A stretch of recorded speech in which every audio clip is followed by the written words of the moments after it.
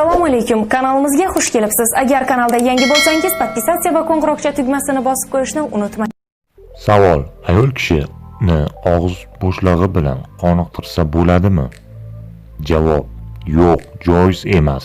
Er-xotin o'rtasidagi jinsiy muomalalar ham islom odoblari doirasida bo'lishi lozim.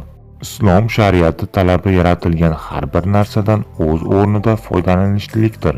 Siz aytayotgan ish esa maqtanilgan odoblarga, islomning go'zal odoblariga xilofdir. Sof tabiatli inson bunday ishni qilmaydi. Shuning uchun ham unutmaslik lozimki, mani yoki mazi kabi iflos nasosatlarni yutib yuborish ehtimoli katta. Bu esa haromdir. Alloh taolo Qur'oni Karimda shunday marhamat qilganlar.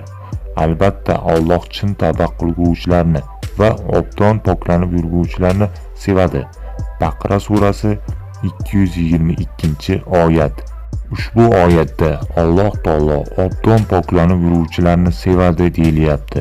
Shuning uchun najosat tegishi ehtimoli bor narsalardan ham saqlanishimiz lozim bo'ladi. Tana a'zolaridan bosh qismdan bo'lgan yuz insonning eng ulug' a'zosi hisoblanadi. Ilm, ma'rifat uchun shu joyda joylashgan, u joydan hikmatlar chiqadi. Undan tashqari Qur'on o'qiydigan tilni bunday najosatlarga yoki najosat o'rinlariga tegishi loyiq emasdir.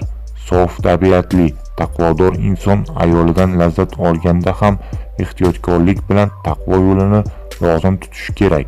Shuni ham aytish o'tish lozimki, bunday ishni o'rtadan saraton, ayrim bedavo kasalliklarni kelib chiqishi bugungi kunda isbot talab qilmaydigan haqiqatdir.